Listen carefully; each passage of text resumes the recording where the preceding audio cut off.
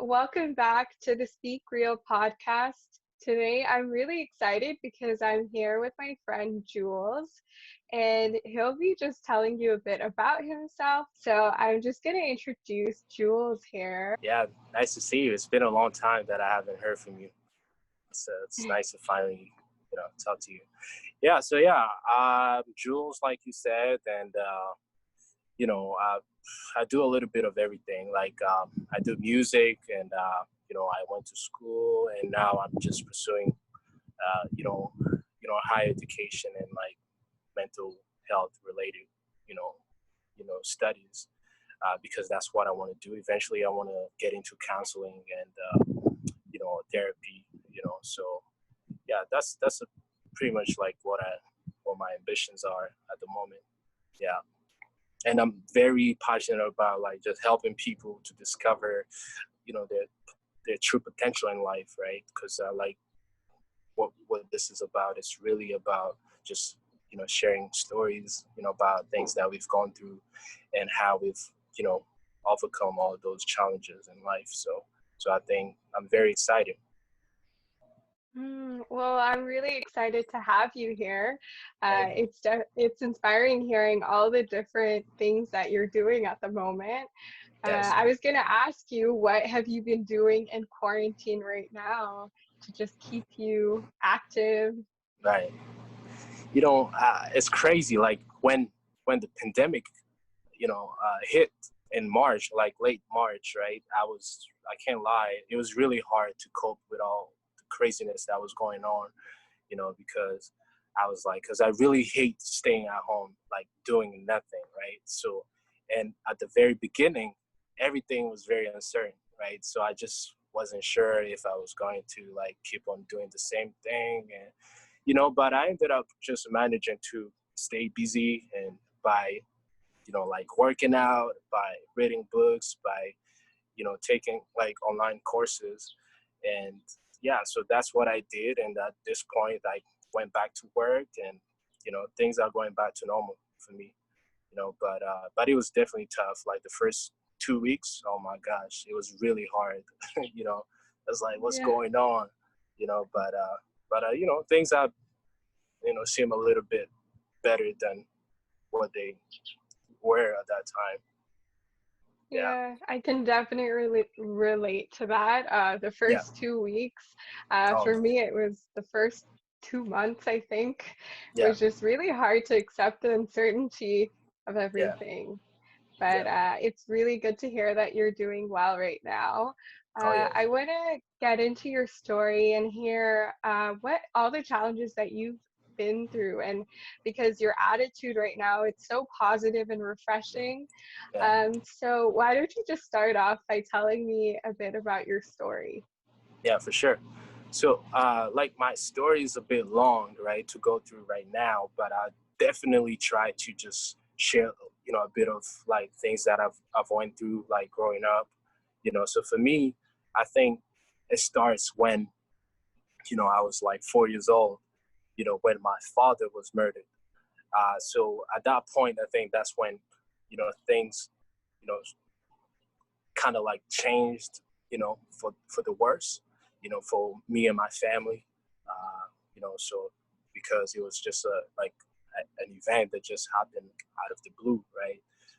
So even though I was very young at that time, I think it really had an effect on me, even growing from, kindergarten, up to like even when I was a teenager, So for me, how I dealt with that, I think it was just resiliency, like just knowing that, uh, like everything that we go through in life is it's not for us, it's for somebody else, right? So I went through all of that so that I can help somebody else that might be dealing with the same thing, right? So for me, I think how it was a challenge at the beginning dealing with, like anxiety, especially right in school. You just like you really having a problem, like knowing or understanding who you are.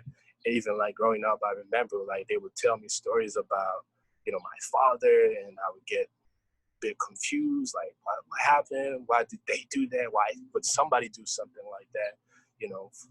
To a very innocent person, right? So I dealt with all those, thoughts in my mind at a very young age, right? And so even at school, everybody's just having fun, but I'm in my head. I'm thinking, why? So why don't I have a father? Like, what happened? Where did he go? So I think that as time went by, the anxiety, the feelings of anxiety, kept on getting worse and worse. And I started avoiding people and not trusting others. And people would just think that I'm just not a good person or not a very friendly kid, but that wasn't the case. I was just bothering with things that they couldn't see. So it got to the point where I felt like it was interfering with my life, in general. And I told myself, like, what do I do about this? Am I going to let this control my whole life, or I'm going to do something about it? And that's what happens to a lot of us. We go through things or different circumstances in life, Mhm. and we just feel like it's the end of the world. And what we do is we just get stuck. So for me, I didn't want to become a victim of what happened to me. I said I'll never let anything dictate where I end up in life. So that's where I made up my mind. I said, you know what, I think this thing was really heavy on me, on my heart, but how can I turn into a positive thing? So that's when I started, I think a faith, having faith or God in my life. Let's put it in that way. Like, it really helped me to discover who I Mhm. am. So it helped me to just know that I'm more than what I thought I was. And then from there, I started meeting up with people that really believed in me. And then I started writing music to heal. So part of my healing process, I think, it was I did a lot of different things, like meditating, of course, prayer, and then from there, I think that's where you get this smile from, just. But you know what? If not for me making up my mind to say, you know what, I don't care what I've been through. I don't care about the feelings that I have right now. Things can always get better. So for me, that's the same message that I try to just give to other people. Wow, that's Yeah, really empowering. yeah, Just the things that you've gone through and trauma at such a young age and how that impacted your life. It's really incredible how you've been able to get out of that and through that. When was the moment you realized that you did need help? that I needed help. Mm-hmm. Uh, the moment that I felt like I wanted to be something that I knew I could be. For instance, like becoming a speaker. Like, I always knew I had it in me, but because of that fear that was being, produced in me at a very young age, I couldn't be myself. So at that point, I think I was just tired of being being something that I knew I wasn't, just because of an event that happened to me, right? So, but I refused to become a victim of that. I said, you know what? I'm more than this. So what do I do about it? So of course, I started talking to people that I trusted, right? I told them like, hey, I have these feelings, and and then I even talked to God, like I mentioned, right? And then from there, I became a healed person, right? But what I can add to that is, no matter things, no matter the things that we go through in life, you have to get to a point where you're not ashamed to ask for help, right? Because if you are ashamed, then you just get stuck and stuck and stuck, right? So yeah, What I'm really hearing is that you're taking power back in your own narrative, and you're really using this platform to let everyone know and to share your stories so that maybe someone in your position that might be going through similar struggles with childhood trauma and Right. being also in your head all the time. So Yeah. in your thoughts, they may find some type of relief in that as well. So Yeah. it is very, very inspiring.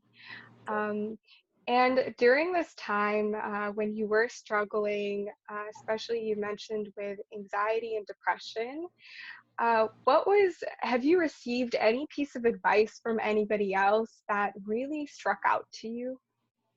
I got advice from different people, from my family, from uh, like my mentors. So, and I think the most advice that really resonated with me was to always find, a solution to any problem that you may have to face in life. So I think that's what built, a sense of like belief in myself that I can do it regardless of anything, right? So yeah, That's also a technique, I think, when people face anxiety, yeah, it's like you're so worried about what is going to happen. So yes, finding these different situations and solutions for it is so helpful, it just is. even to write it out. Right, That's right. that's a really great piece of advice, actually. Mhm. And if you could go back in time and give somebody that's in maybe in the same position as you are, a Uh-huh. piece of advice, what would it be? To because according to like the Canadian Mental Health Association, right, it said that at least 3% of young people deal with anxiety, right? So what I would say is to first, recognize that there's something wrong, right? Like wherever something is, like I said, is interfering with the person that you want to be, then you have to sit down and reflect on it and say, what's going on, right? Because a lot of the times we are very unconscious of the things that are going on in our lives. That's why nothing is changing, right? That's why you keep on being the same person. But the moment you just say to yourself, like, wait a second, what's going on, right? Why do I feel this way? Why do I feel anxious? Why am I afraid of this and that? And then number two, what can I do about it? Right? So from there, you just seek help, meditate, exercise, whatever that you can do to get out of that mess, right? So I think that would be like just a piece of advice that I would give to anyone that may be dealing with anxiety. That's a really that's an amazing piece of advice to give it, because it Yeah, not only is a piece of advice you're giving, but actually it makes them think of what's happening and yeah, gives them the independence to choose what to do in their lives. right. Uh, yeah, I feel like when people are going through these problems with their mental health, they Mhm. feel sort of helpless. And Absolutely. it is that moment when you realize that you're going through that problem where you start to do something about it, That's right. which yeah, which is so empowering. So you've been working on a lot of projects, and I've been hearing, and I want to know, what are some things that you've been working on in quarantine right now?